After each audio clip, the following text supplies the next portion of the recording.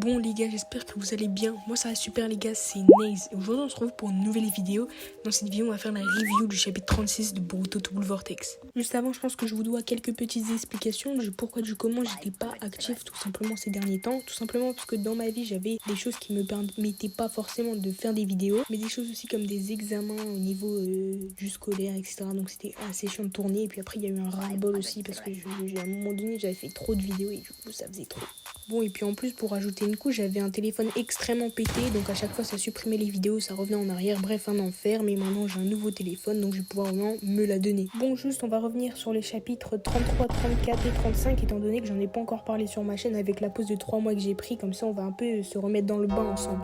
Bon, concrètement dans ce chapitre 33, il se passe quoi? Il se passe que Inojin en gros a trouvé une solution pour vaincre les Mamushi. On a Sarada qui est out, Kawaki qui était out, donc bien joué à Inojin qui a trouvé la solution pour les battre. Bon, ensuite dans ce chapitre 34, qu'est-ce qui se passe? On a tout simplement Sarada qui sort de l'hôpital, qui a une discussion assez touchante avec sa mère. Par la suite, on a Boruto qui récupère le Togedama et qui va vers l'arbre de Bug, tout simplement. Cependant, Code avait prévu le coup et du coup, il s'est caché à l'aide d'une griffe, mais Boruto l'a cramé grâce à son Byakugan, c'est-à-dire grâce surtout à son Kama. Et du coup, il a contre-attaqué Code. Et Code, d'ailleurs, va lui dire qu'en gros, il avait prévu de le contre-attaquer. Et ce fin de chapitre se conclut même assez mal puisqu'on apprend que si on met trop de temps avant de libérer l'hôte de l'arbre tout simplement, eh bien il meurt. Et donc c'est ce qui s'est passé avec Bug. Et là, Code va dire une phrase très importante suite aux provocations de Boruto qui lui dit tout simplement que comment il compte vaincre Boruto s'il fait que fuir. Et Code répond « tu le sauras vite ». Maintenant on passe au chapitre 35 et dans ce chapitre en gros ce qui se passe c'est que Boruto va expliquer à Sarada que Code veut s'en prendre à elle pour en gros attirer Boruto. Dispo sur Manga Plus. Et il va demander à Sarada tout simplement de servir d'appât pour attirer Code et que en gros grâce au symbole qu'il a donné à Sarada il va pouvoir se téléporter à elle une fois arrivé au monde des Shinju. Sauf que pour ceux qui savent narrativement quand tu décris trop précisément un plan tu sais très bien que par la suite ça va forcément échouer et c'est ce qui s'est passé dans ce chapitre 36. Cependant s'il y a bien une phrase à bien retenir dans ce chapitre 35, c'est Boruto qui dit à Sarada « À l'avenir, quoi qu'il arrive, ne perds jamais espoir ». Bref, passons directement au chapitre 36. Concrètement, comment ce début de chapitre commence? On a Amado et Kawaki qui entretiennent une discussion. Kawaki qui dit « Tu veux que je l'enlève Kashinkoji ?» et Amado qui lui répond « Oui, c'est ça ». De là, Kawaki lui dit « J'ignore quelles sont tes intentions, je veux juste savoir une chose. Cela va-t-il pas nous freiner pour vaincre les Shinju humains ?» Et de là, Amado va répondre que en gros, il a pas à s'inquiéter, qu'il fait tout ça pour sa fille et que lui aussi a envie de se débarrasser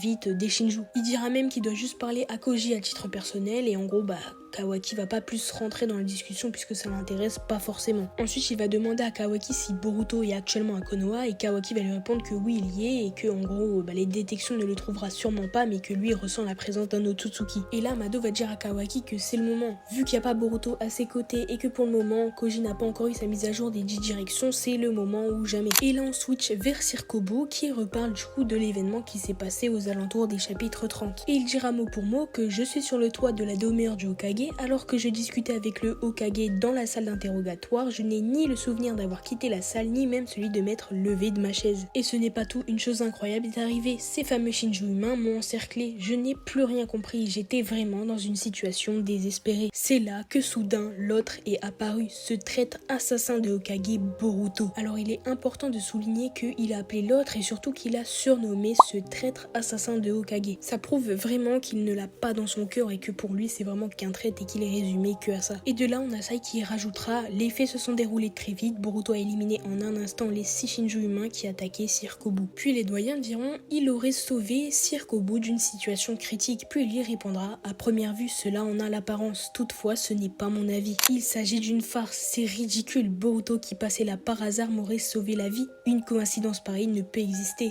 Ça ne fait aucun doute, c'est un coup monté. J'en ai bel et bien été piégé. » Alors c'est vrai que côté lecteur, ça paraît plutôt énervant, parce que nous on sait exactement ce qui s'est passé, mais ce que je veux dire par là, c'est qu'il faut se mettre à leur place. Faut savoir que de base, il était dans une salle d'interrogatoire en train d'interroger Shikamaru sur le fait de savoir qui a libéré Boruto, et soudainement, il se souvient plus de rien, il se retrouve sur un toit entouré de 6 Shinju, et bizarrement Boruto qui le sauve. Ensuite, si on reprend le chapitre, on voit Sai qui comprend et qui sait littéralement ce qui s'est passé, mais il ne peut pas le dire par peur de littéralement perdre son poste. De là, Sai lui demandera que voulez-vous dire par j'ai été piégé et il lui répondra ne comprends-tu pas Sai Yamanaka, je parle de Shikamaru et de Boruto et par d'autres probablement. Ils ont comploté dans mon dos pour saboter l'interrogatoire. J'ignore pourquoi Shikamaru collabore avec ce traître, je n'écarte pas le fait qu'il agit ainsi sous la menace, mais qu'il y ait une entrave à l'enquête à ce moment précis est un fondement suffisant pour douter qu'il soit en lien. Et là franchement je comprends pas, parce que c'est une réaction de teubé. Il dit lui-même que il n'écarte pas le fait qu'il agit ainsi sous la menace, mais pourquoi alors tu veux forcément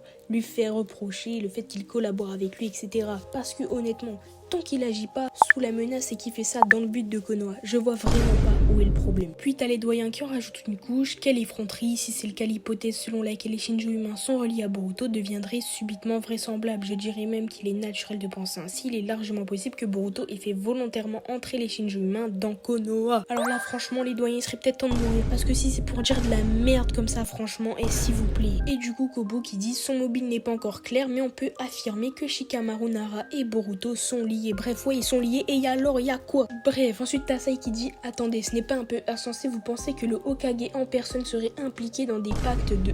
C'était pas que je raconte. Bref, je reprends, serait impliqué dans des actes de trahison envers le village. Et il répond oui, c'est bien cela, je l'affirme clairement. S'il te plaît, toi aussi démissionne. Je sais que franchement j'aurais été à ta place, j'aurais pensé la même, mais qu'est-ce que t'es relou. Cette histoire tient largement debout, je dirais même qu'on ne peut pas penser autrement. Bah pour le coup tu dis de la merde et du coup on peut penser autrement parce que nous en fait on sait vraiment c'est quoi et toi tu dis de la merde en fait. Donc, Shikamaru Nara est le coupable qui a libéré Boruto et qui l'a aidé à s'évader, cela ne peut être que lui. Il doit y avoir quelque chose, une preuve déterminante qui le démontrerait. Je promets de la trouver. Bref, donc là je pense que vous l'avez capté, on a un politicien de merde qui va nous saouler tout le long des chapitres alors qu'on est déjà dans une situation ultra critique. Bref mec s'il te plaît, inutile de dire que collaborer avec un traître est un crime grave, bah alors pourquoi tu nous saoules comme ça autant mec? Oh, il me tend les gars. C'est le cas aussi pour les autres complices, mais dans sa position de Hokage, il devra prendre ses responsabilités. J'en ai déjà informé le seigneur de province, son approbation n'est plus qu'une question de temps. De là, on a Sai qui lui dit son approbation, et là, ce mec ose dire je parle de la destitution de l'actuel Hokage Shikamaru Nara. Donc en gros, ce mec veut enlever l'Hokage alors qu'il a failli mourir, il a été sauvé soi-disant par un coup monté, mais dans tous les cas, t'as été sauvé alors que t'as failli mourir, donc je sais pas, sois un minimum reconnaissant. Et de là, il dit la révocation forcée est un privilège du seigneur du pays du feu dès que j'aurai la preuve du crime de Shikamaru avec votre accord, cher grand conseiller. Et là les gars, qu'on soit clair, c'est la merde parce que Shikamaru c'est le meilleur Hokage qu'on aurait pu avoir dans la situation actuelle. Les ennemis c'est pas juste des Otsutsuki, c'est des Otsutsuki capables d'évoluer et surtout de comprendre et de réfléchir. Et honnêtement, quand tu dis réfléchir, tu penses direct à Shikamaru. Pour le moment, si on a réussi à vaincre tous les Shinju, c'est grâce à lui et à ses stratégies. Donc si on doit bien remercier quelqu'un, en fait c'est lui. Bref, reprenons.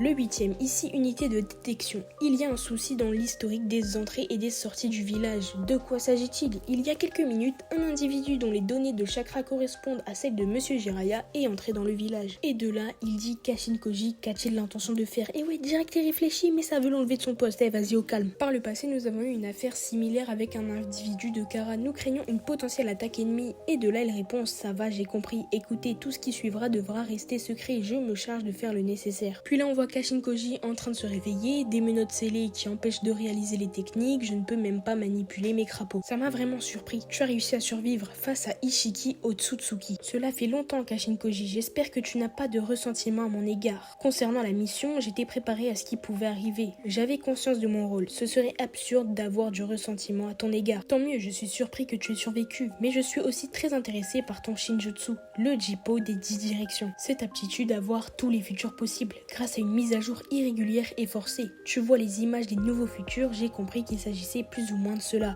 Alors déjà mec, comment t'as compris cela? Parce que tu le possèdes même pas et comment tu sais autant... Bah mec frère, je comprends pas. Tu as dit que ta dernière mise à jour remontait à 4 jours, c'est avant le début des affrontements avec Mamushi. Durant ce combat, pour la première fois, j'ai pris conscience de l'aptitude du Jippo, puis j'ai eu l'idée de cette action. Ok, non les mecs, j'ai rien dit, il est peut-être juste trop boosté intellectuellement, qui sait...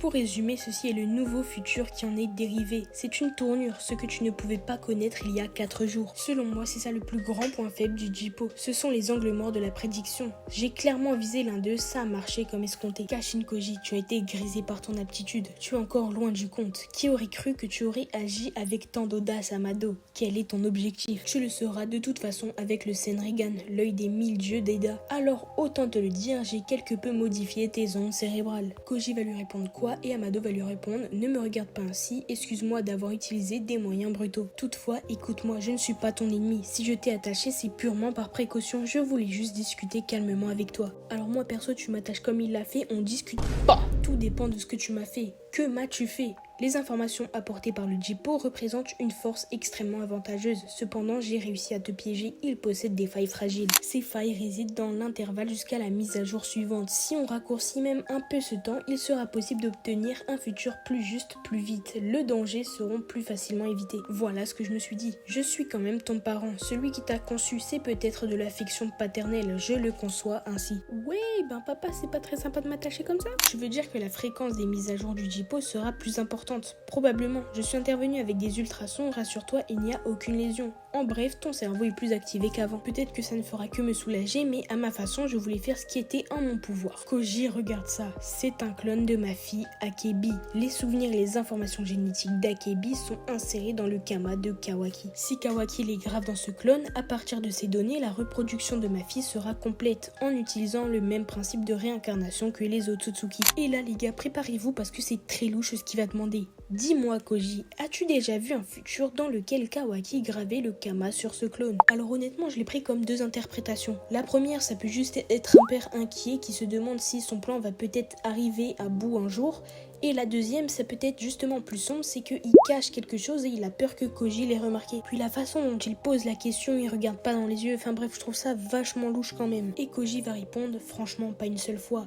Une des particularités du Jippo est que toutes les tournures rencontrées sont conservées dans mon cerveau sous forme de mémoire. C'est pour ça que je peux l'affirmer. Pour l'instant, cela ne se réalise dans aucun futur. Dans tous les futurs, il y a systématiquement Jura et dans la plupart des cas, Kawaki est tué. Et bizarrement, il ne va pas répondre. Il va juste le libérer et lui dire merci, j'ai bien compris. Je suis content d'avoir pu te parler directement. Je suis impatient d'arriver à la prochaine mise à jour. J'ai hâte de découvrir quel futur sera créé avec ce présent et ce qui se passera entre nous. Je me demande juste pourquoi il précise ce qui se passera entre nous. Est-ce qu'il sous-entend qu'à un moment donné, il sait que Koji va savoir quelque chose et qu'il va s'attaquer à Amado? Enfin, dites-moi votre avis. Bref, ensuite de là, Shikamaru qui arrive et qui dit fait chier Amado, il a encore changé le code sans autorisation. Bref, on a un Boruto qui rentre du coup dans l'autre et qui va tout simplement voir que Koji n'est plus là. Et d'un coup, bah bim, Koji réapparaît. Boruto qui va dire qu'est-ce que ça signifie, il s'est passé quelque chose et il va répondre on peut dire ça, je te raconterai. Ensuite, il va tout simplement dire à Inojin en gros à part sa grenouille et Inojin va dire j'ai eu peur, qu'y a-t-il? Et de là, il va dire Eida, c'est Kashin Koji, Shikamaru, tu m'entends aussi? Oui, je t'écoute, que s'est-il passé? Quel est le plan d'Amado? C'est ce que je vais vérifier maintenant. Eida regarde les agissements d'Amado de la dernière heure. Et de là, elle va faire un peu sa meuf chiante. Elle ne me donne pas d'ordre, ok, c'est énervant. Et il va lui répondre, Eida, c'est très important, tu es la seule qui, il n'y a pas le temps de finir sa phrase, qu'il a du coup une nouvelle mise à jour du Jippo. De là, Boruto va comprendre et avertir Eida et Shikamaru que bah ça a commencé, c'est la mise à jour du Jippo. Et bizarrement, on a tout simplement deux panels sur Amado, ce qui renforce un peu l'idée que Amado il nous cache peut-être des choses.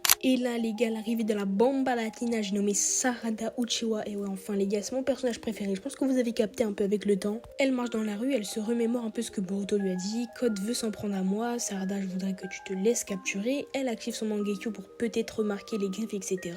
Lors du combat contre Mamushi, Code a discrètement laissé des marques de griffes partout dans le village. Autrement dit, il peut apparaître à tout moment. Il ira sans doute au QG des Shinju humains. Ne t'inquiète pas, grâce au symbole que je t'ai remis, je volerai vers toi. Ce sera plus facile pour lui d'apparaître dans un lieu isolé. Du coup, on voit qu'elle suit le plan et qu'elle va du coup dans une rue isolée à l'abri des regards. Et là, qu'est-ce qu'on voit? Ce petit malicieux de Code qui arrive à travers une griffe. Et là, bim, Jippo de Kashin Koji. Donc, qu'est-ce qu'on y voit concrètement? On voit des Shinju humains, on voit Sumire qui regarde quelque chose à l'écran et sur l'écran je dirais qu'on voit Code et Sarada juste en dessous. Dites-moi ce que vous en pensez. Ensuite par la suite on voit Boruto qui a activé son Kama et Kawaki juste à côté et sur la ligne d'avant on voit justement une boucle d'oreille de Sarada par terre avec une main qui semble la ramasser, ce qui montre que Sarada sera potentiellement en danger. Ensuite on voit une ligne de Sarada qui se fait littéralement attaquer par Code et qui se fait aspirer dans les griffes. Juste en dessous on voit un passage avec Jura, puis après par la suite on voit tout simplement Hidari et Sarada avec son œil qui saigne, très important, ça veut dire qu'on aura un fight entre les deux. Ensuite on repart part sur le plan de Code et du coup avec sa main métallique il va directement remarquer qu'il y a des symboles avec le chakra de Boruto dessus. Et là du coup il attaque directement Sarada, il met des griffes en dessous, il va du coup la plaquer à terre grâce à sa main.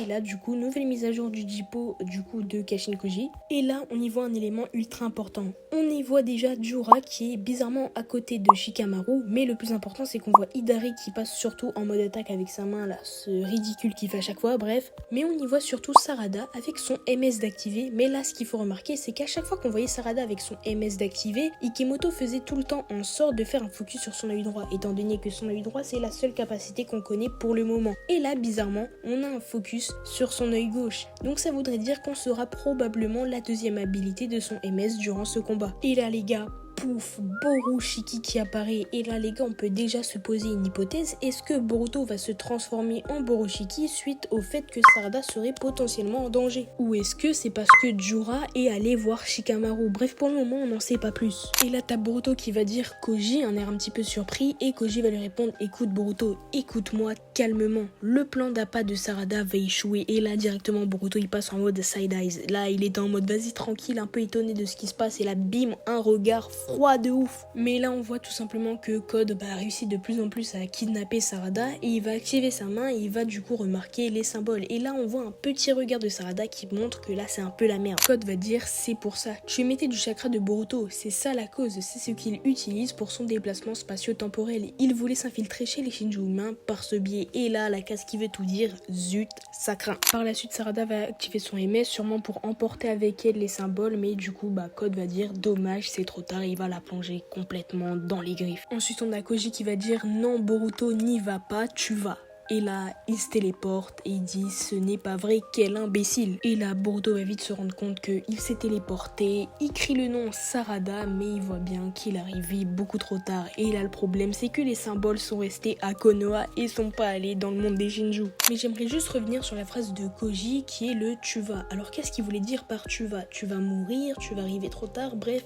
Pareil, n'hésitez pas à me donner votre avis dans les commentaires. Bon, c'est une fin de vidéo, j'espère qu'elle vous aura sincèrement plu. Je pense que c'est la vidéo qui m'a pris le plus de temps pour le moment. Alors les gars, ciao ciao, likez, abonnez-vous, boostez la vidéo, vous connaissez, c'était